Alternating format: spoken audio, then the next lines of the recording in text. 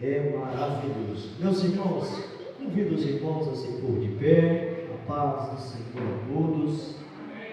Abra comigo a sua Bíblia, por gentileza, no livro de Gênesis, em um texto bem conhecido, Gênesis capítulo 3, versículo 9. Glória a Deus. Trabalho de Santa Ceia, sabemos que está tendo um grande evento na cidade e as ruas estavam interditadas. Tivemos que dar quase a volta na cidade para passar lá por trás do tiro de guerra para poder vir para cá, porque não tinha caminho. Fecharam tudo ali, mas chegamos, graças ao bom Deus. Deus é maravilhoso, irmãos. Deus, Ele surpreende a gente. Vale a pena servir a Deus, fazer a obra do Senhor. Os irmãos, enquanto os irmãos acham, Gênesis capítulo 3, versículo 9, deixa eu só dizer para os irmãos que nem eu sei. Eu sei quando Deus toca no meu coração, isso eu sei. Agora, o que Ele quer fazer, o que Ele está querendo fazer, aí é com Ele. Tá bom? Só fica aí, irmão quietinho. Deixa eu fazer o que Deus pôs no meu coração para fazer. Se o senhor tiver dúvida, pergunta para ele depois o porquê que Ele mandou chamar o senhor aqui. E se os irmãos aí tiver dúvida, mesmo conselho, procura para ele por que ele mandou eu chamar o irmão para sentar aqui. Tá? Não pergunta para mim, que nem eu sei também. Sei que ele pôs no coração e eu sei que é melhor obedecer, né, pastor Deus, do que sacrificar. Gênesis capítulo 3, verso 9, vai nos dizer assim: e chamou o Senhor Deus a Adão e disse-lhe: onde estás? Eu vou repetir mais uma vez para tu entender.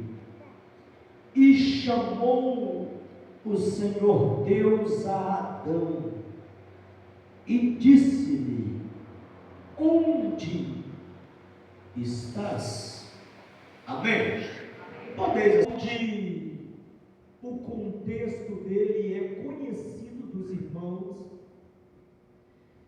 e o contexto dele é justamente aquele momento em que Deus, com a sua bondade, em que Deus, com o seu amor para com a humanidade, a Bíblia nos diz que Deus planta um jardim. É a primeira vez que eu vejo um jardinheiro na história.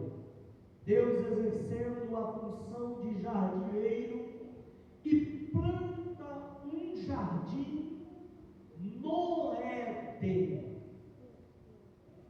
E os irmãos sabem que Éden significa deserto. Mas Deus, por causa do amor dele para com o ser humano, em meio ao deserto, ele planta um jardim. Então, se tu parar para refletir, talvez tu esteja no deserto. Éden significa lugar deserto. Talvez tu esteja no deserto da vida. Fica tranquilo. Deus plantou um jardim no Éden para Adão. Eu creio que ele não perdeu essa habilidade. Ele tem poder para também no deserto preparar algo para te surpreender. O texto ele vai nos dizer que depois que Deus planta um jardim, prepara tudo para o homem, ele faz um pedido para o homem. E o pedido era para que o homem não comesse da árvore do conhecimento do bem e do mal, porque no dia em que ele comesse, ele morreria. Deus até aconselhou ele a comer de todas as árvores, mas lamentavelmente o homem desobedece a Deus. E E por causa da desobediência, irmão Geraldo, estamos em um culto de ceia. O que isso tem a ver? Fica tranquilo, tu já vai entender. Por causa da desobediência, o peso na consciência faz com que o homem ache um escape aos seus olhos. E o escape que o homem achou no jardim do Éden foi se esconder, porque Deus havia avisado, Deus havia alertado, Deus havia aconselhado o homem. E o homem agora está escondido no jardim.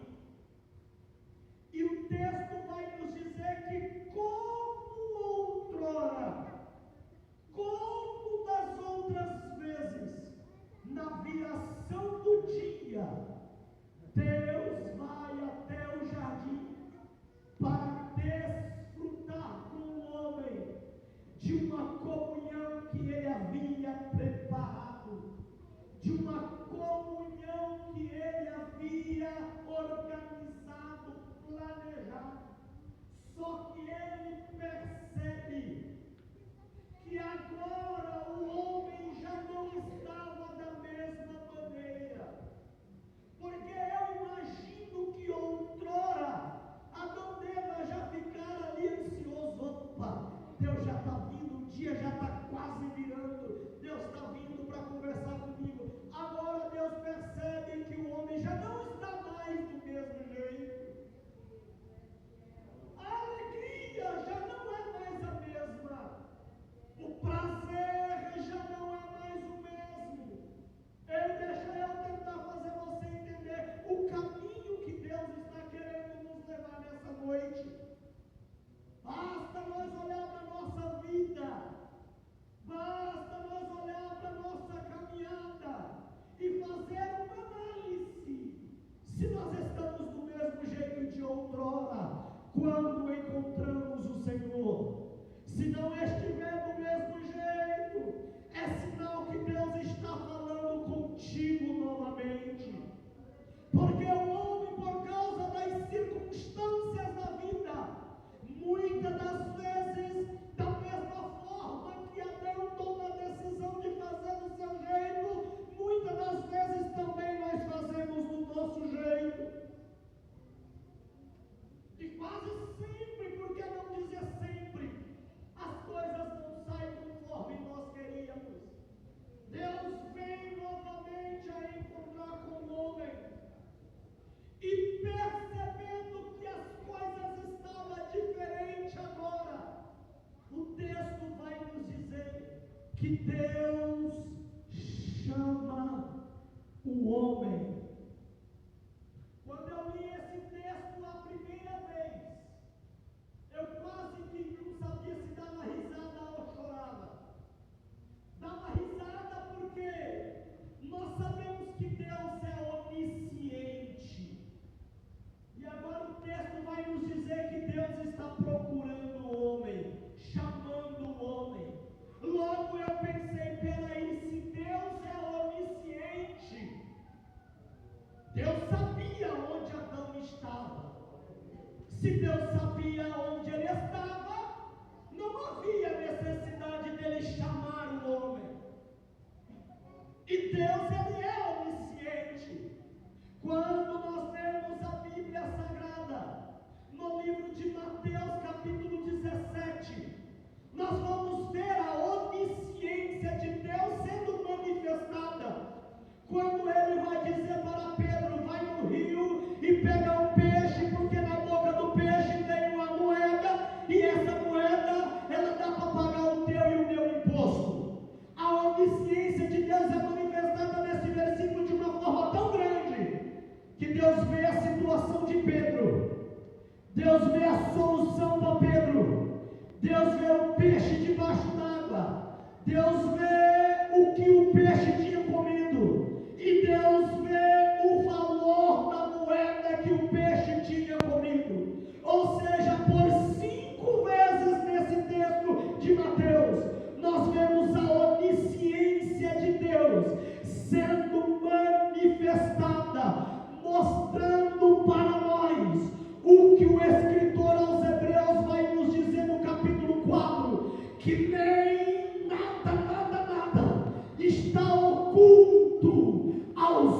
de Deus.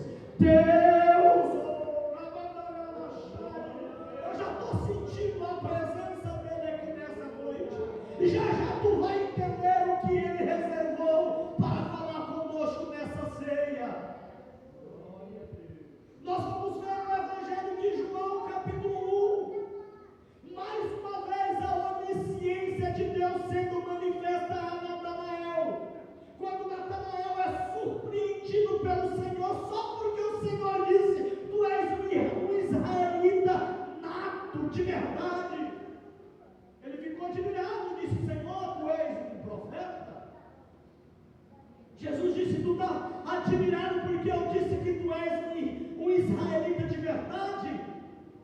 Jesus vai mostrar para Natanael a sua onisciência, quando ele diz para Natanael: eu te vi, ainda embaixo da figueira, antes que Filipe fosse te chamar. Servimos a um Deus que vê um homem no Evangelho de João, capítulo 1, debaixo da figueira. Mas também Deus é onisciente, que ele vê um homem em cima da figueira em Lucas 19. Lembra do Zaqueu? Quando Jesus passa por debaixo da figueira, olha para cima e diz: desce daí, Zaqueu. Sabia que tinha alguém em cima e sabia o nome de quem estava lá em cima. Isso são prova de que Deus sabe de todas as coisas. Esse Deus onisciente é o mesmo Deus que Jonas vai dar testemunho no livro de Jonas, capítulo 2. Jonas vai dizer: eu estava no fundo do abismo, mas eu clamei a ele e ele me ouviu. Ou seja, Deus viu Natanael debaixo, viu Zaqueu em cima, mas também viu Jonas no fundo. O que eu quero dizer é que Deus sabe de todas as coisas, e ele não me deu esta palavra por um acaso. Ele sabe como é que você está diante da presença dele, e sabendo disso, ele marcou esta noite para dizer para você: onde é que você está? Talvez se eu perguntasse para você onde tu está, tu me diria: eu estou na rua Mato Grosso, na cidade de Colorado do Oeste, estado de Rondônia, em um país chamado Brasil. Mas não é isso que Deus queria saber de Adão, porque na verdade quem deu o jardim para Adão morar foi o próprio Deus. Deus não estava querendo saber de posição geográfica, Deus não estava querendo saber de espaço físico, Deus estava querendo saber de Adão qual era a posição que ele ia dali para frente se posicionar, porque Deus estava de olho nele. Deus está de olho em você, meu irmão.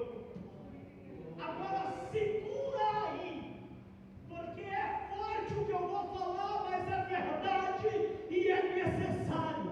Adão estava no jardim, mas estava fora da posição que Deus havia estabelecido para a vida dele. Existem muitas pessoas que estão dentro da igreja, mas estão fora do centro da vontade de Deus para a vida dele. Só que o amor de Deus é tão grande que ele te chama novamente. E esse chamado é uma oportunidade que ele está dando para você se posicionar perante ele. E talvez assim como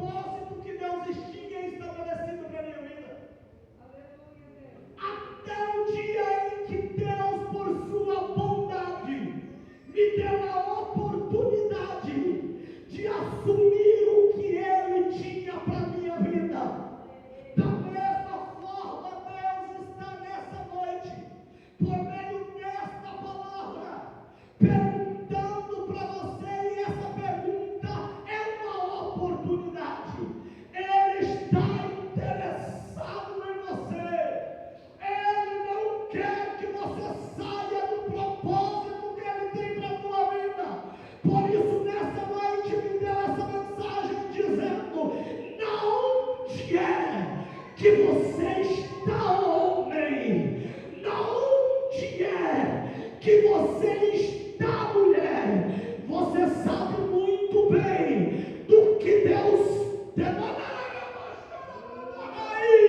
você sabe muito bem do que Deus tem para a tua vida, do chamado que Ele tem para a tua vida. Deixa eu te contar um negócio. Não adianta se esconder. Ele te acha, Ele te encontra. Não pensou que podia se esconder dentro do jardim. E tem gente que pensa que dentro da igreja pode se esconder do chamado e do propósito de Deus para a tua vida. Mas Deus te acha,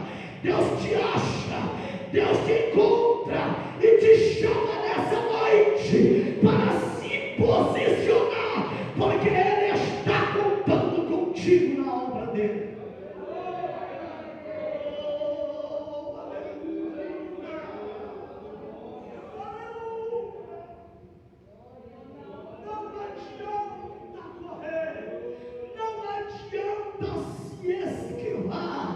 Deus te encontra. E eu creio que nessa noite o teu coração já deve estar aí batendo acelerado. Eu acredito que o teu coração já está ardendo. É sinal de que tu está ouvindo a voz dele. Não é a voz desse baixinho, do irmão Geraldo, do pastor Geraldo, do presbítero Geraldo, como você queira, não. Eu sou apenas um instrumento, mas a mensagem é dele. É ele que marcou esta noite para dizer para você: eu estou te vendo, eu sei como é que está o nosso relacionamento, eu sei como é que nós estamos, e tu sabe do que eu tenho para a tua vida. Aleluia. Onde estais?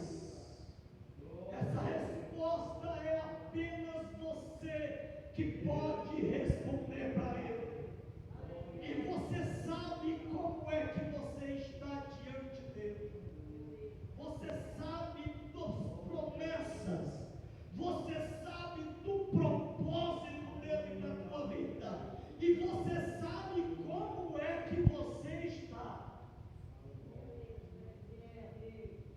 E se tu conseguiu chegar na conclusão que não está onde Ele gostaria que você estivesse, Ele está te dando nessa noite uma oportunidade para melhorar, para ajustar, para arrumar. Mas o que eu quero ministrar hoje já foi embora, misericórdia. O que eu quero ministrar nessa noite é sobre 3 razões porque Deus não desiste do Adão. A primeira razão pela qual Deus não desiste do Adão: Adão tinha errado e feio, irmão. E Deus acabaram de falar para ele: não come dessa árvore. Adão errou, e quantas vezes nós também em Israel? A gente acaba às vezes fazendo do nosso jeito, e Deus fala: é assim, é assim, é assim, é assim. E a gente acaba fazendo às vezes do nosso jeito, e acaba saindo fora do real de propósito que Deus tem, que Deus quer conosco. Mas por que Deus chama o homem? Primeiro, Deus chama o homem porque Deus conhece. Criou Adão. Foi Ele que fez o Adão.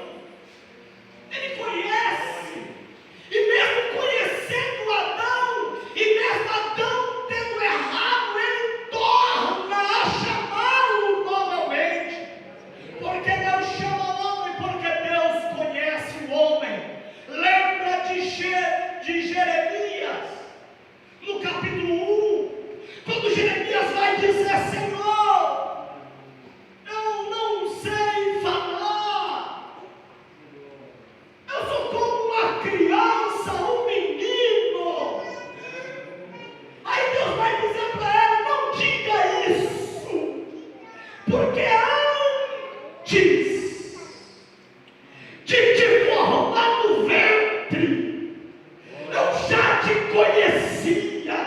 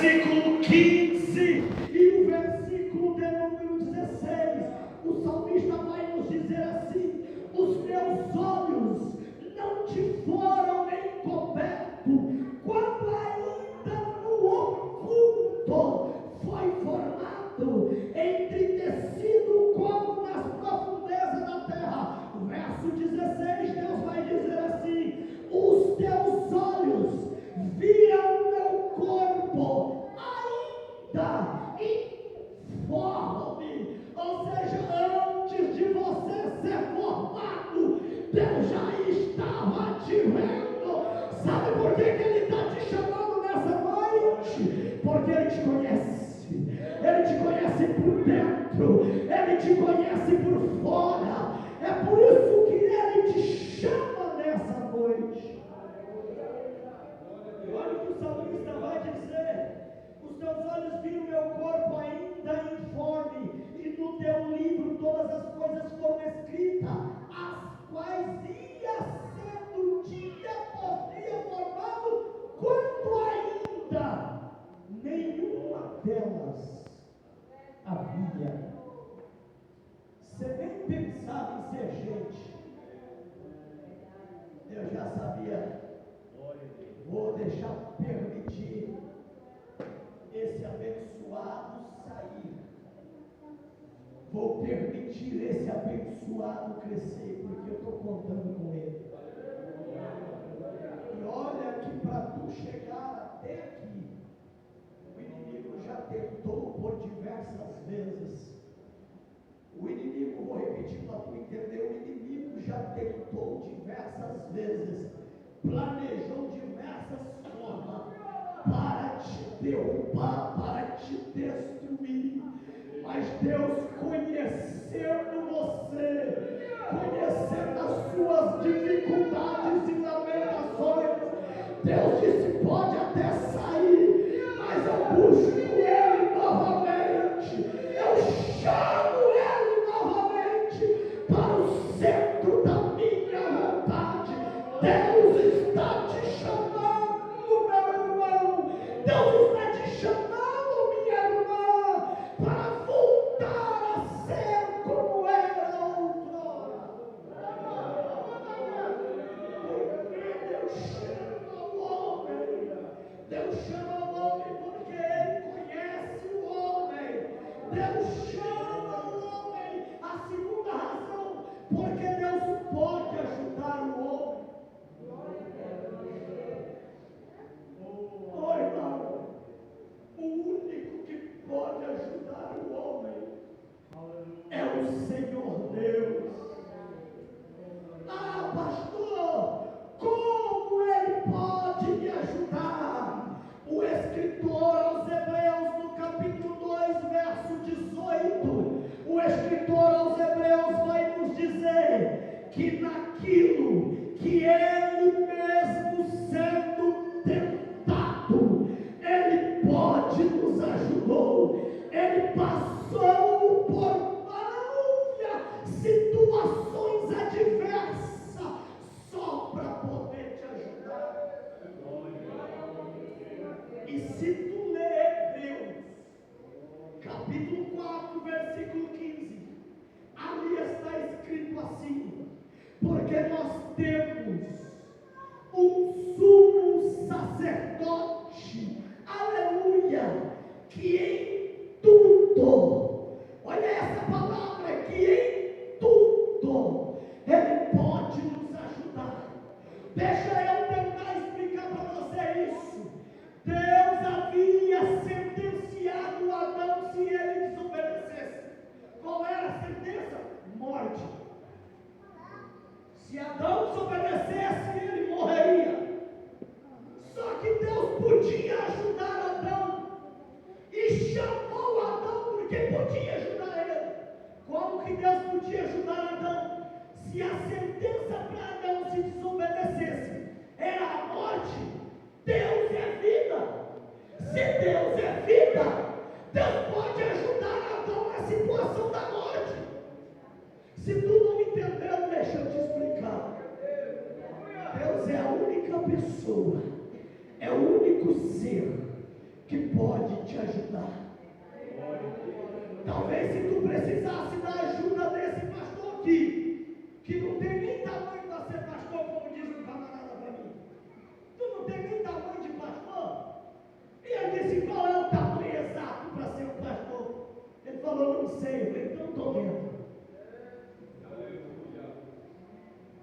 Talvez se tu precisasse de uma ajuda minha, dependendo da ajuda, eu não poderia te ajudar.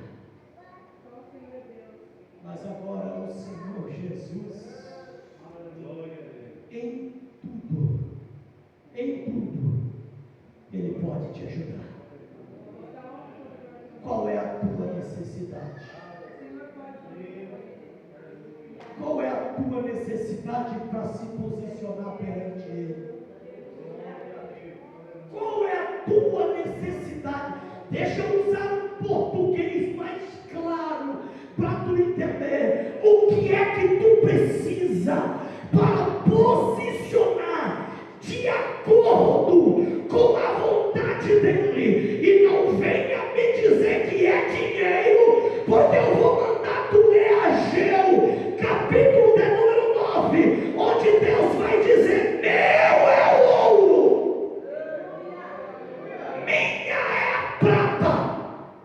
Peça para Ele, busque a Ele. Ele pode suprir a tua necessidade. Ele pode suprir a tua necessidade. Ele te chama porque Ele pode te ajudar.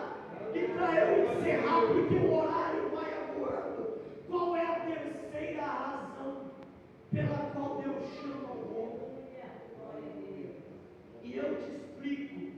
A terceira razão pela qual Deus chama o homem é porque Deus sempre tem algo melhor para oferecer para o homem.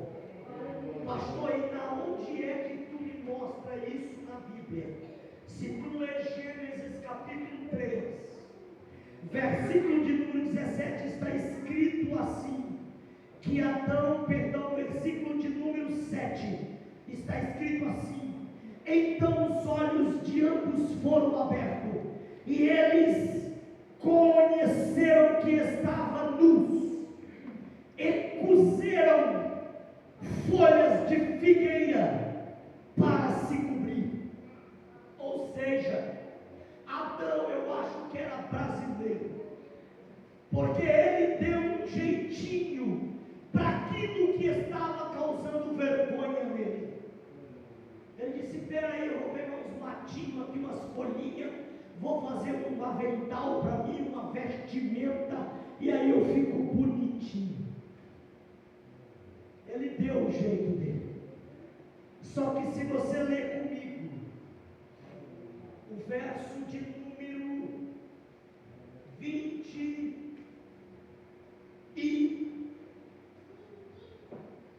deixa eu só me localizar para tu ver onde o texto vai nos dizer. Se tu tiver aberto, me ajude aí. O versículo ainda no capítulo 3, que vai dizer que Deus fez para eles. É o 17, se eu não me engano, não? Que fez vestes de pele para eles se cobrirem. E aí eu pergunto para você: entre veste de folha de figueira, mato, e veste de pele, 21, diz assim: e fez o Senhor Deus a Adão e a sua mulher túnicas de pele e o vestiu. Se eu perguntar para você, qual é melhor, roupa feita de mato ou roupa feita de couro, de pele? Qual você acha que é melhor? Qual você acha que dura mais? Qual você acha que tem maior valor? É lógico que é o de pele de animal, ou seja, é lógico que é o que Deus preparou. Ei, se tu não está entendendo, deixa eu te explicar. Eu estou trazendo uma mensagem